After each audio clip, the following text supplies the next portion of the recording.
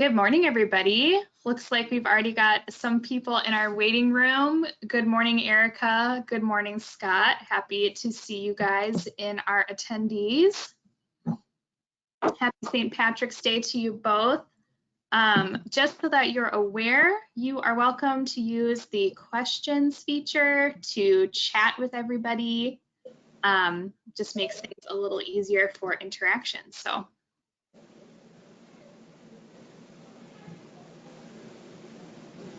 Now, John, I know we can't see you, but are you wearing green today? You know, I am not. I have a green highlighter though, so. I don't know if that counts, but we'll pretend. My Irish grandparents would not be happy with me, so. They would not. I would say that the most Irish person on this call is probably you. I have a little Irish in me too, John. A little. My dad used to wear a green sport coat every St. Patrick's Day, and I should borrow it from him, although it's slightly dated. But this could have been the day for it. Oh man, that is something I would like to see. Good morning, Michael. Thank you so much for joining us. Got some early birds to the webinar. We always appreciate those people being prompt. In case anyone needs a reminder for this morning, make sure you've got your coffee or a bottle of water. This webinar will be approximately 45 minutes.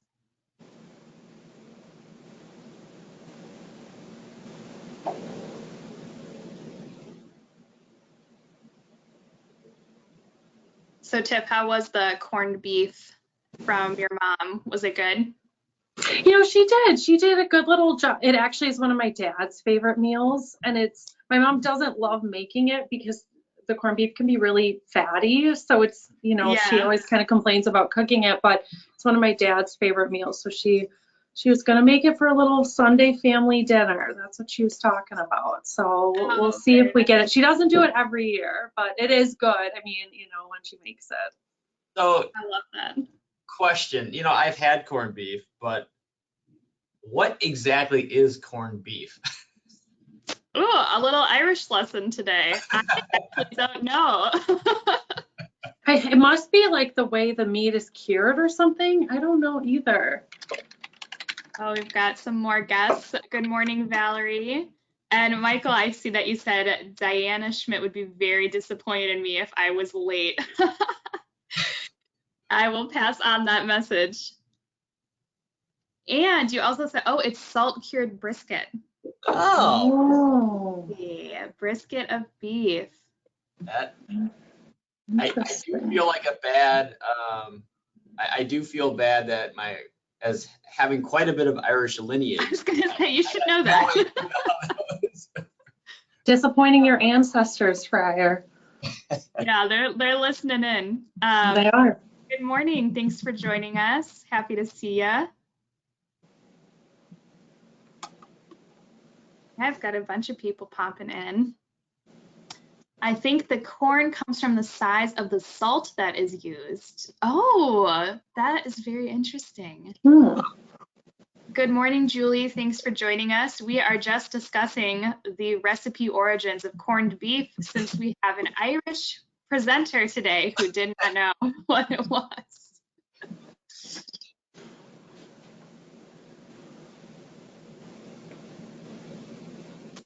All right, it is 9 o'clock exactly, so we will get started.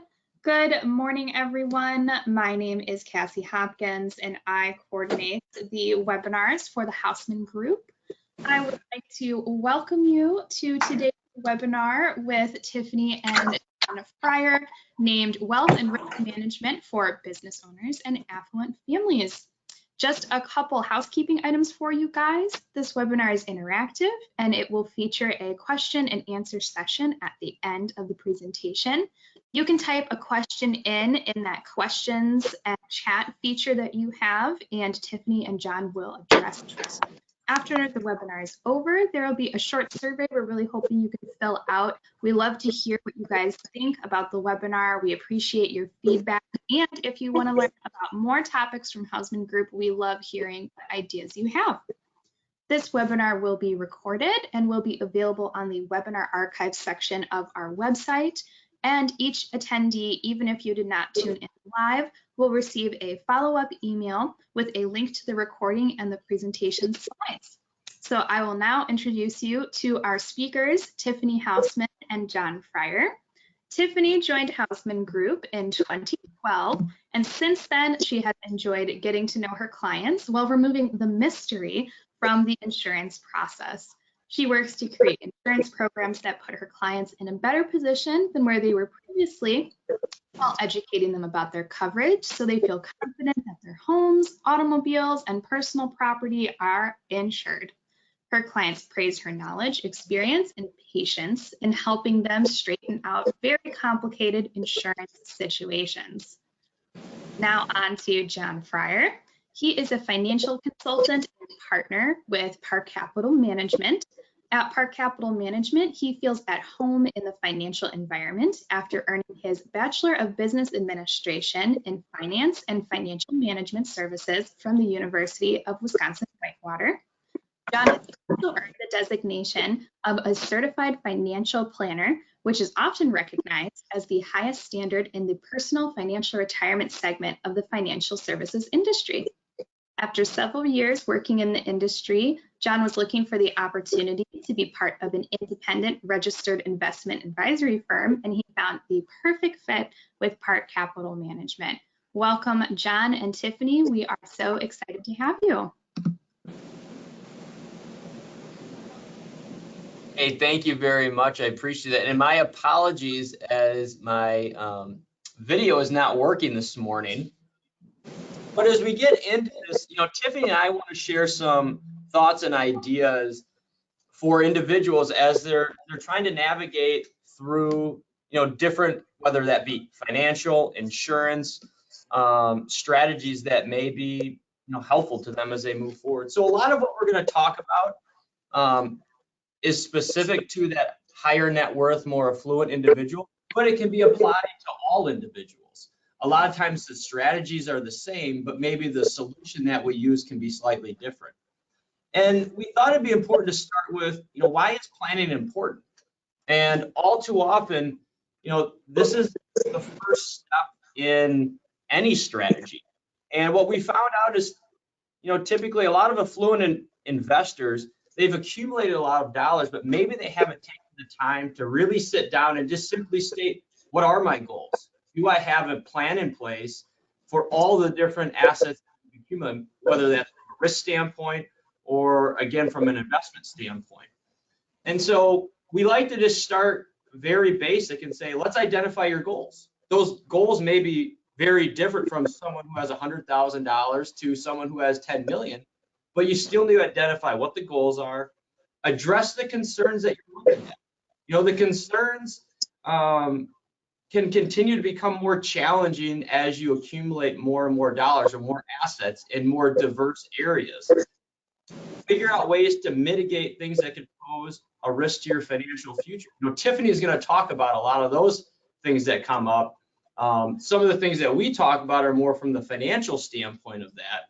But again, this encompasses all those different items. And having that plan really does help an individual feel more educated, confident, and in control. Again, we found out whether it's a business owner, an executive, an individual just starting out, if you have a plan in place and you have an idea of how you're going to accomplish those goals, you generally have a much more higher satisfaction, higher confidence that those things will come true. And then it's just really providing yourself with a roadmap for how you're going to get there. And again, whether that's accumulating dollars or maybe you're at the point where you're looking at estate planning, how are you going to divide those assets up amongst your heirs potentially? Having that roadmap in place is very important, not only for someone like Tiffany or I trying to help you, but also for yourself.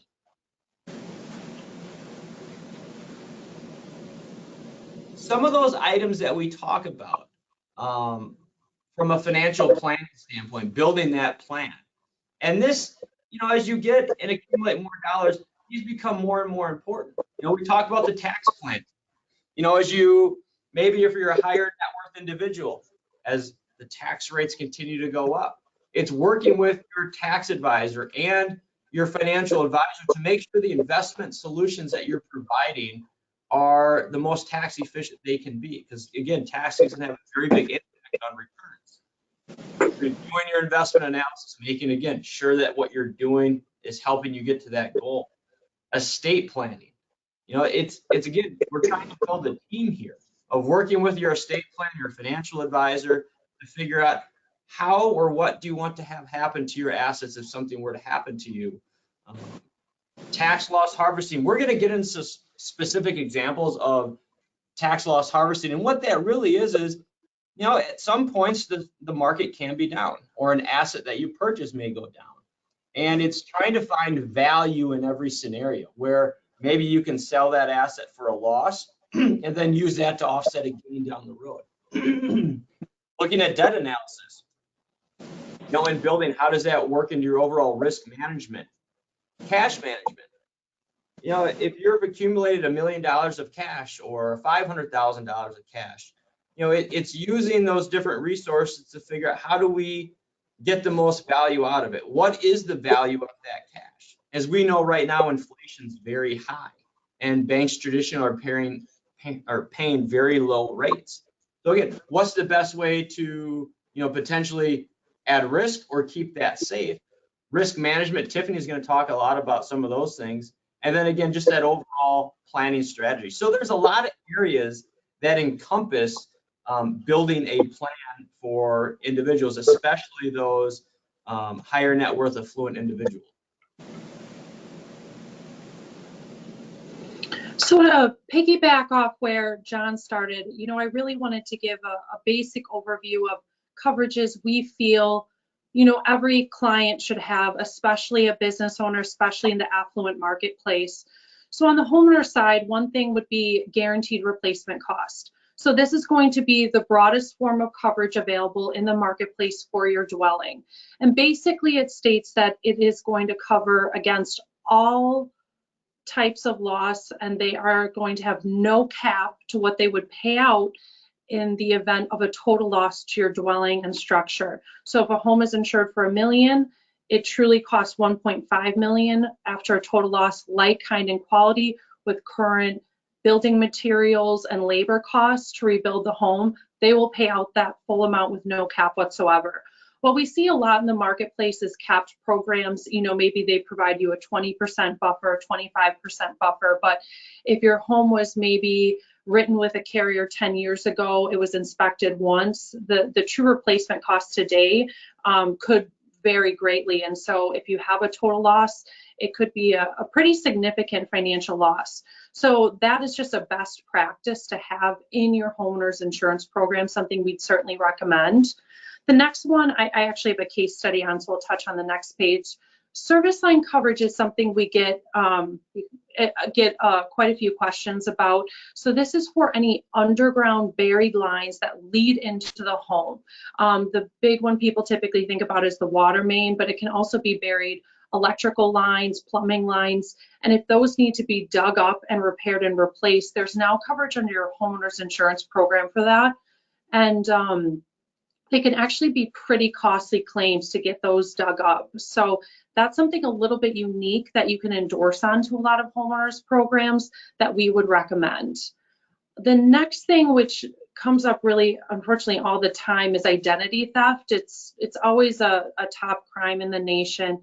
And what the carriers will typically provide is costs for loss of wages and attorney fees associated with you or someone in your family's identity being stolen, a household member. It can be available via endorsement. And then a lot of the affluent carriers, so carriers that specialize in dwelling values $1 million plus, they typically automatically include that coverage. But because it is so common in the marketplace, it is nice to have an expertise, an expert available to advise you through the process to contact banks and credit card companies and try to help you move through that, you know, seamlessly. So that is a really nice thing to have in your insurance program. The auto, so the first one a lot of people probably have heard of, but I always mention it, is the full glass. So if you get a chip, nick, crack, or need a complete windshield replacement, the carrier will pay $1, especially if clients carry higher auto deductibles, $1,000, $2,500. It can be really nice to, you know, have them pay $1 because those glass claims have gotten a lot more expensive to replace the glass on some of these vehicles. The next 4 items I would say specialize again a little bit more on the high-end type policies, but they are really nice if you have a claim occur. So one thing is blanket transportation expense, and this has become a really big thing with how costly rental cars are, but typically most carriers provide a daily maximum for your rental car. So your car's in the shop for 2 weeks for repairs for a covered loss. Instead of having that daily limit of $30, $40, $50, and you're not able to rent a vehicle applicable to your normal daily drive, the blanket limit allows you to rent whatever vehicle you like, and they just have a maximum of typically $15,000 that they will pay out in totality for the rental car. So again, it just makes the claim process go a lot better for our clients.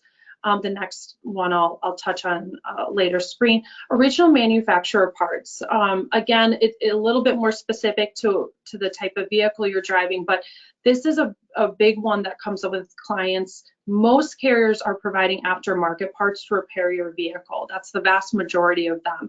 So if you have, you know, a nice vehicle, a foreign vehicle, or that's really important to you, that's something really good to know about and ask your carrier about if that, you know, is a coverage you'd be looking for. And the next one is agreed value. So what this is basically there is a Kelley Blue Book typically ran once a year, and there is an agreed amount that they will pay out in the event of a total loss to your vehicle. So most carriers are providing a payout based on a monthly depreciation factor. So the nice thing is when you get the policy, you see the exact dollar amount that they will pay out if your vehicle is totaled out at any point over the course of the policy term. So I think it provides a lot of peace of mind, and it also tends to make those claims taken care of very quickly. So that I think is a really nice feature, again, depending a little bit on the vehicle you're driving. Umbrella liability, this is something that I definitely talk a lot about with John, and John is a great resource for. We typically recommend you consult your financial advisor to determine the appropriate limit because they have the full scope of your financial situation. But just so you know, there are limits available up to 100 million in the marketplace. And a good thing that people aren't aware of is typically uninsured and underinsured motorists is either not included on your umbrella, or you can add it as an option. So a lot of clients we speak with think it is automatically provided. So if you have $500,000 uninsured, underinsured, when you're hit by someone who's no insurance whatsoever or not high enough limits on the underlying, they also have $1 million on the umbrella, and you have to elect to add that. So that's a really good thing to check with your agent on, and something we'd recommend. So I'll get into a couple of case studies now. The first one is going to be, perfect. The first one is going to be on water backup. And this is actually where we really have seen some significant financial losses from clients who have come to our agency from, you know, other carriers or agencies. And so water backup at sump pump overflow would be if the sewer drain were to back up into your home, if you had a sump pump malfunction or overflow. It's really all of that resulting water damage. So if you have a finished out basement space, you know, you can imagine that can get quite costly. So we had a client come to us who had no coverage, and they really weren't aware of it. They ended up having a $40,000 approximate claim that they had to pay out of pocket. And, you know, as you can imagine, they were quite upset. You know, they weren't, they had maybe a little bit of premium savings, you know, somewhere probably between $75 to $150 a year. But then they had to pay that entire claim out of pocket. So typically this is either a coverage available via endorsement, so you can get it added to the base policy. A lot of the high net worth carriers automatically provide it and provide really, really high limits. So the limits also can vary. So that's something to really pay attention to. But for this client, we did put them with a specialty high net worth carrier because their dwelling value was over $1 million. And then that carrier provided coverage up to the dwelling value. So basically, you know, up to policy limits. So there wouldn't be any future concerns in terms of water backup claims. And the only thing to always keep in mind if you circle back with your agent is make sure that the limit is truly appropriate to repair and replace, you know, damaged contents and any damage done in your basement. So important one to pay attention to. The next case study, I just think speaks a little bit to the convenience of some of these policies and coverages you don't always think about, obviously, until you have a claim. So this is rental car coverage. And this is a question we get all the time. And every carrier is different with how they handle it. But especially some of these high net worth carriers, they actually will provide rental car coverage worldwide, which is very, very unique. And they provide a true rental program, which is liability, physical damage, loss of use, and diminished value. You really need all four of those to truly have rental car coverage. So we had a client that came to us from a direct writer. They actually were traveling internationally. They traveled, you know, every year, and they did not elect to get the rental car coverage because, like a lot of people, they assumed that they had the coverage through their insurance policy. They did have an accident, and they ended up having to pay all those damages out of pocket. We did rewrite them, you know, with a carrier that provided that rental car coverage worldwide for them. So it won't be an issue in the future. So things like that just provide a lot of convenience for the clients. But it is always good to double check with your agent because there are certain countries that don't accept US insurance, but most of the common places that are traveled to, the coverage is there. Then I'm gonna pass it off to John. Yeah, thanks, Tiffany. And what Tiffany was just talking about is very important. A lot of times when people think of big risk, they generally, you know, think of life insurance, for example. But in the planning process, you know, there's a lot of other risks that could potentially derail some of your savings plans or assets. And so part of this, again, to what Tiffany was talking about, is making sure that you're thinking about those big items and protecting yourself. As we look at some different examples, you know, we talked about some of the different ways that individuals can plan, some of the different solutions that, you know, individuals may become more important as you continue to accumulate assets. Or what are some of the different ways that you can invest those dollars? And, you know, typically you have your stock bond strategy, either through individual stocks or mutual funds. But for, again, those higher net worth individuals, there's a lot of different options that are out there, and it provides the ability to have more diversification and to have assets that maybe are not completely dependent upon what the stock market is doing. As we know right now, you know, the stock market, we've had some volatility. So how can we, again, spread out that risk? Private equity is an example of that. We're going to go through an example of private equity and how it works. Venture capital, you know, that's a way to invest in some of these younger startup businesses. It's a little riskier, but again, as you're looking at how do you spread out your dollars, you know, looking at these different solutions may be a good way to get different types of returns. We talk about volatility strategies. You know, as we look at the market, as you know, things are going up and down, are there different ways that an investor can take advantage of those? Commodities.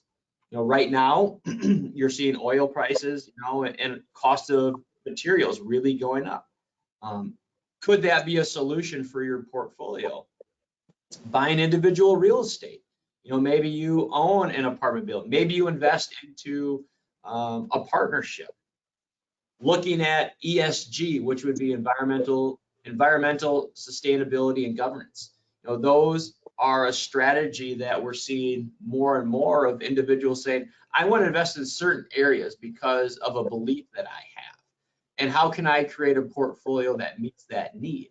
So again, these are all strategies that are available, and typically a lot of these strategies will require a higher dollar amount to start investing.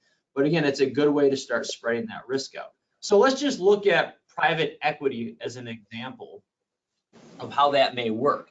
And so on the next slide here, what private equity really is, it's the ability to invest in a private business that's not traded on the public markets. And the potential for growth is generally greater than that in publicly held companies. You typically get a premium because, again, you're focusing more on the long term. Those individuals are not, or those companies do not have to put out, quarterly earnings like you do in a publicly traded company. Typically, you have access to the management team. Privately held companies generally are a little more insulated from fluctuations in the stock market. And some of the benefits of a private equity, again, is that those shareholders, when the market is down, a privately held business continues to operate. They don't have to report that every single day on a stock price. Now, a disadvantage potentially of private equity is typically, as we mentioned, one way that you're able to get higher returns is longer term. And that's where this planning comes back to. Because with a publicly traded company, typically you could sell that share in the open market any day you want. With a private equity type investment, it may be quarterly redemption. You may have to hold that for up to a year. So again, any strategy that we're talking about has to fit back into that original plan that we're talking about. But on the next slide, we go through an example of how private equity helped individuals through a pretty volatile period. So what you're going to see here is a private equity fund versus the S&P 500. The S&P 500 is in orange. The private equity fund is in purple. And this is an example of what happened. You can see right around 2000 when COVID happened, the market sold off, around 25 to 30%. And you see the orange line, there's a dramatic drop there. And many of us probably felt that downturn when COVID happened. What you notice in the purple line is it was relatively flat through that period of time.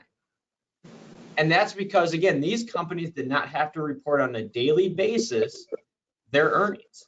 And as many of your businesses were working, you may have said, we weren't really impacted. Some businesses were, but a lot of times in the stock market, a good business can be pulled down by bad results of another company.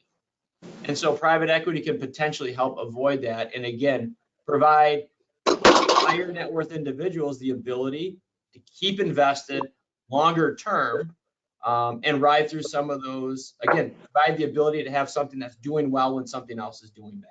So that's one example of some of those alternative investments that we talked about.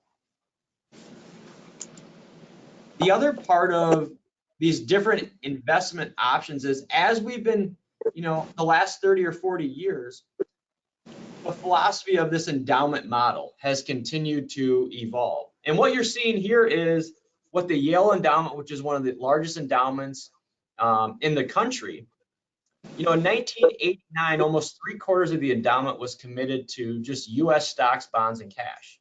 And if you look at where that's at today, it's about 1/10 of the portfolios in traditional stocks and bonds.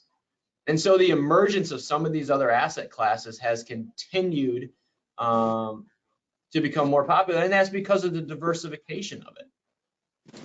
Now, the other part of an endowment has a very long time horizon. And many times what we'll notice is higher net worth individuals, their time horizon typically can be longer because they may be looking at multi-generational wealth where it's not money they might need in 6 months, but money that they may say, hey, we can have this for 5, 10, 15, potentially 20, 30 years down the road. So that's where these strategies typically work better for those types of individuals.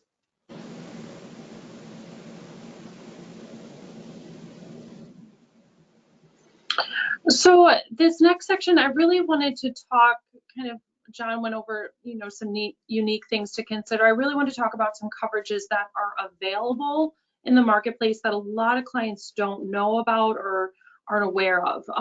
So the first thing, and if you're a business owner, you most certainly have heard of this, is going to be cyber coverage, cyber protection. So just like you can get a policy to protect your business, this would protect you as individuals. So things like cyber extortion, ransomware, a financial loss resulting of cyber extortion, ransomware, phishing schemes, cyber breach of privacy, wire fraud. So wire fraud would be an example. You know, you have a child studying abroad, for example, and they, you know, you get an email, they're, you know, visiting such and such a country, they've had an emergency, you know, you believe it's them, it's their email, and you send money. And you have a financial loss as a result because that was fraud. That would be an example of cyber of wire fraud and where cyber coverage would step in. Cyber extortion would be someone hacks into your computer and they threaten to release your personal information. So these things, you know, phishing schemes, I think we've all seen those. So these things happen all the time, and they are, unfortunately, it seems like happening more. That's what the carriers have told us about. So there is coverage.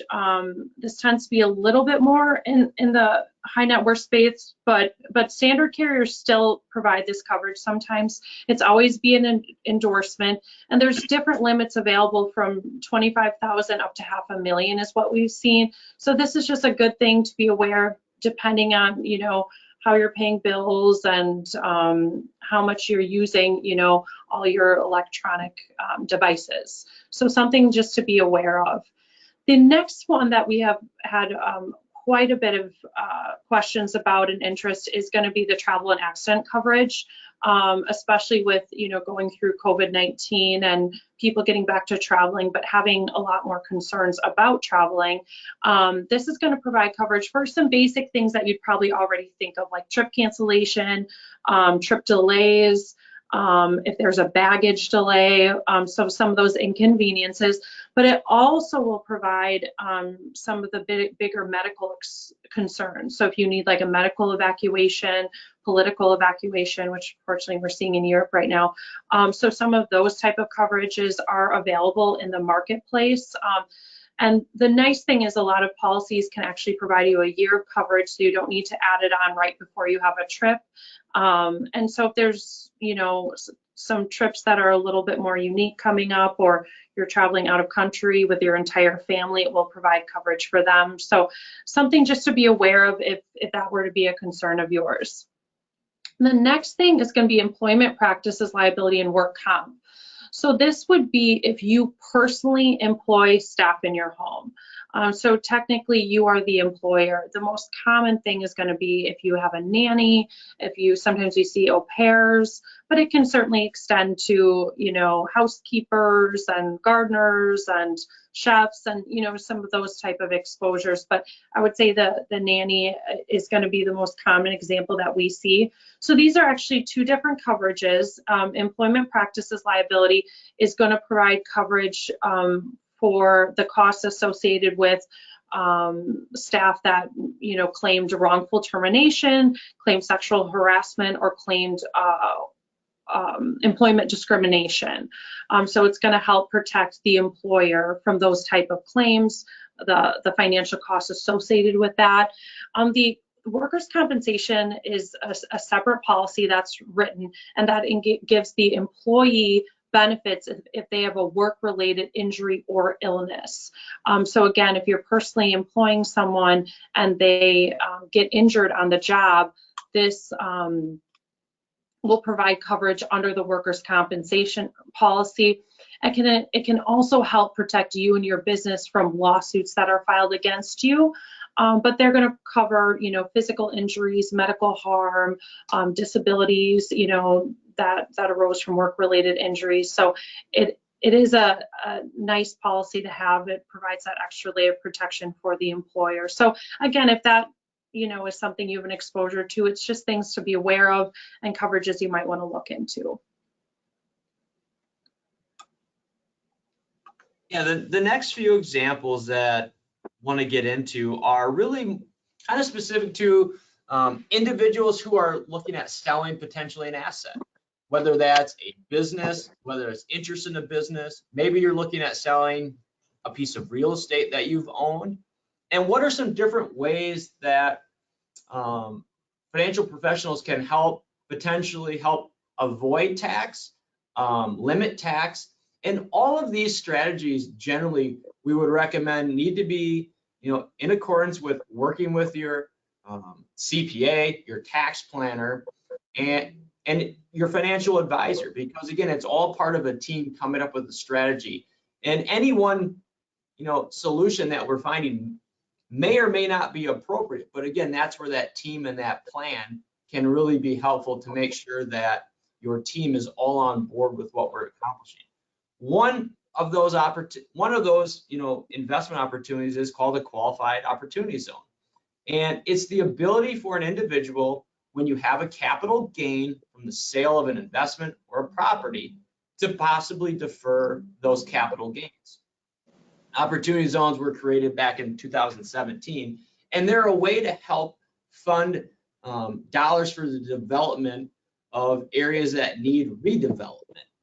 So potentially you can defer the capital gain from the sale of that business if you invest into an opportunity zone up until the year 2026, and potentially future gains on the investment can be tax-free if held for 10 years. So again, some of this is about the holding period you have, and does this fit? But it's very similar to, the idea of a Roth IRA, where you can have growth in the account and potentially not have any tax gains from that investment. So an opportunity zone can be a very good discussion point for individuals, again, who have a sale of a business coming up, and they want to talk about what are different ways to plan for that event. The next item is similar in that it's a planning strategy for an individual who, again, is planning on selling a business or having a large gain coming up. And Cassie, if you could go to that next slide. Thank you. It's tax loss harvesting. It's taking the investments that you have and finding a way to create a tax loss. And so some of the things that your financial advisor is able to do is create partnerships with different money managers to create basically your own index that actively manages the tax gain and liability of that portfolio. So you're owning individual stocks that mirror the market or an index. So think of the S&P 500. Maybe the strategy would be buying, close to 500 different stocks. And by selling some of those 500 that have been gone or gone down, you can realize a tax loss. But because you're owning 500 of them, you're also getting the ability to track that index and have a relatively similar tracking area from a performance standpoint. You can also create your own customized ESG portfolio, again, for those individuals who like that philosophy behind the investment strategy. Again, all these strategies are there. They're ideas to think about if you are in a situation where you potentially will have a large tax exposure. And most of these strategies are something you need to think about, a year or two ahead or more. So again, that's where it comes back to planning and making sure that do these strategies fit with what you're trying to do? Because again, we can have a great strategy or a great investment opportunity, but if it doesn't fit with your tax status and your long-term goals, then it may not be appropriate. So just different things to think about as you're trying to navigate through all the options that are available to you. So the next section I wanted to cover was on some of the credits and the savings that are available with specifically the home side of things. We understand that cost is a factor in your insurance, and we're going over financial wellness. So these are actually some ways that you can see some savings in your insurance, or if you're doing a remodel or building a home, these are just good things to know. Some of these will be a little bit more specific to homes $1 million plus, but a lot of them actually will apply to any home value. The first section goes through portfolio discounts. So that's like a package discount. One thing we'll say is really, it's always in the client's best interest, if possible, to have all of your insurance exposures with one carrier, which if you have secondary residence out of state can sometimes be challenging, but also one agent overseeing the whole insurance package. The home and auto there's a huge discount. It varies from carrier to carrier, but it can be, anywhere from 20 to 30%. So unless it's kind of a unique circumstance, you do want to have those packaged together. And typically carriers will also provide a credit if there's a valuable article schedule. And then if you have the home, auto, and umbrella packaged together, there's another credit. So that's why you always, if you are able to, want to package everything with one carrier. That's something we'd certainly recommend. It's going to be in your best interest. Central station burglar and fire alarm, this is the most common credit that we see, typically between 5 and 8% off the homeowner's rate. Again, it can vary. I'm speaking more to our markets when I say that. And if you have a home about 1.5 million plus replacement costs, it's typically required, at least with a lot of the markets we work with. So that's something to keep in mind. Things like a backup generator, perimeter gate, which would be a gate leading into the home, temperature monitoring system. If you have a sump pump, but then for that sump pump, you have a battery backup or a secondary sump, there's credits for that. If you live in a gated community, if you have an automatic water shut off, if there was a leak or you were out of town, so you don't have significant water damage, that's really a huge concern of carriers. And then a lot of carriers will actually provide this, but waiver of deductible on claims greater than $50,000. So I think this can especially be nice if you have a very large home. It doesn't take a lot to get to a $50,000 claim if water's involved or hail or wind are involved. And so if you carry a really high deductible, the carrier still would pay $1 in those instances. So that can be a really nice feature of the program. But all these credits, can be anywhere from, 3 to 12%. So, the more safety features that are added to the home, it does really help overall. But there are other things available. These are just kind of some of the bigger ones I wanted you to be aware of. On the next screen, we're going to talk a little bit about the market appetite. And this is kind of going to look at more of a national view, but I do think it's really interesting. And if you're not able to see this really well, you can shoot me an email if you're curious, and I can send you a copy of these graphs. But basically, this really is interesting because it shows the trends in the marketplace for more weather-related disasters that cause, not just billion-dollar losses. So there's, a number of different categories from hurricanes. Something we've certainly seen a lot of is wildfires, unfortunately. And you can see that top chart goes through the bars and the trends and the payouts. And so what the carriers are communicating is there is an increasing trend towards frequency, but also towards really the severity of these weather-related losses. So I do think that's just helpful to know, especially, even the Midwest, we have they say 100-year flood. We had some major flooding issues not that long ago. So even though the Midwest tends to still be, in Wisconsin, a stable market and a good market for the carriers where there is a lot of appetite, you certainly see states like California and Florida really seeing a lot of challenges, carriers leaving the marketplace, very, very strict underwriting.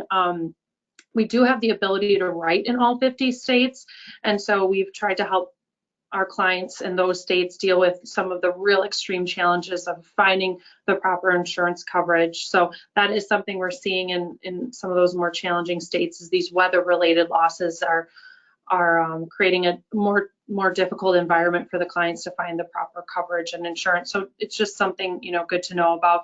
And John touched on this, but the continued rise in the cost of labor and materials is continuing to impact dwelling values and replacement cost and appraisal and inspections that we're seeing. So a home insured, 5 years ago for $700,000 today might, be 30% higher than that or even more.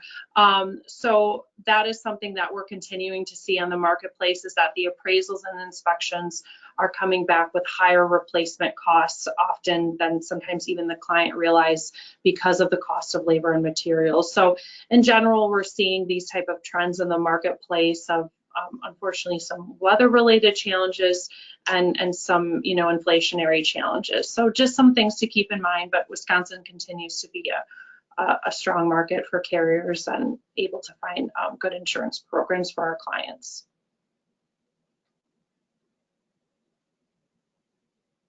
And then if you have, you know, any questions, if you want any additional information, you know, we tried to talk about things high level and just give you a taste of, you know, what's available in the financial world, what's available in the insurance world. There's something that, you know, interested you or you'd like more information on, even, you know, if you don't work with us directly, we're happy to provide more information. And thanks everyone for their time. And thank you to John. He did great. Yeah, appreciate it. Thanks, everyone. Yeah, so if anybody has any questions for John and Tiffany, you can enter them into the question feature right now, and they are available to answer them in real time.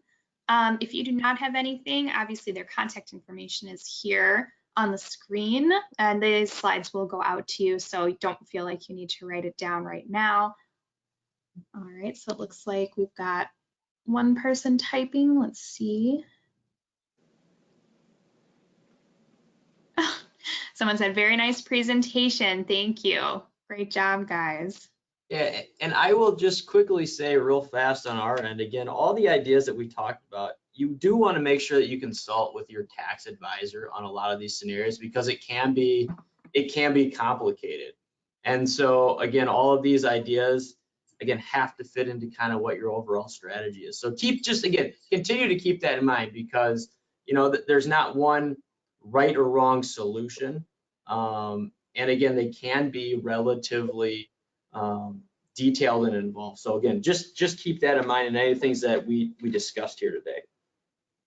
Thanks, John. That's a good disclaimer. So our first question came in. Any thoughts you both wish to share on the establishment of a revocable trust/family trust? Yeah, I can come into that conversation. We've had that come up a lot more recently.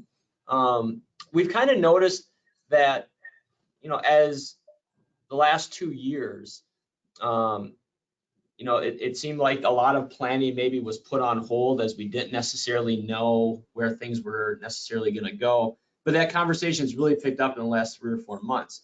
And that is kind of getting back to that planning. There's good and bad with all types of, you know, trust that you're looking to do. And it's trying to figure out what of those is the correct solution for you. Because what you don't want to do is put something in that cannot be changed and adapted. Because again, as laws continue to change or things in your life change, you know, do you want the ability to adapt that? Or maybe there's a specific tax advantage that you're looking for. So again, depending upon what you're trying to accomplish with those, you know, with the trust or that estate planning, the answer unfortunately really varies, because there's so many different paths that you could go down to meet that goal. So Thanks, John. Our second question has come in, and I feel like this might be catered more for you, Tiffany. Are you seeing any credits being offered by carriers for good experience? If you've not placed any claims for a couple of years, does they take it into account at renewals? Seems not to matter in the corporate arena. That's a great question. So every carrier runs the property loss history report annually, and if you remarket it, that's always part of the marketing process. Credits, I wouldn't put it that way. Typically, if you have a homeowner's loss, there is some type of surcharge that's involved. So if you had a homeowner's loss in the past 5 years, it's going to, again, it varies a little bit from market to market, but typically after 5 years, it falls off and you see the rate improve. No, there isn't going to be probably an additional credit for not having claims. It's more of the lack of a surcharge is how I would word that. Lack of a surcharge. Okay, that makes sense. But there's like longevity type credits, so if you've been with a carrier for a while, some carriers do offer that. Kind of like a loyalty perk. Yeah, not all of them do, but there's so many different things in the marketplace, but that could be something you might see on your policy. Oh, perfect. Any other questions? And remember, if you think of something after this presentation, Tiffany and John are available to answer your questions. With that, I think we will go ahead and close. Just a reminder to everybody online to please take the survey. We'd love to hear your feedback and what you thought of the presentation. Otherwise, a huge thank you to Tiffany and John for putting together this presentation. I hope you all enjoyed it and have a great rest of your morning. Happy St. Patty's Day. Happy St. Patty's Day.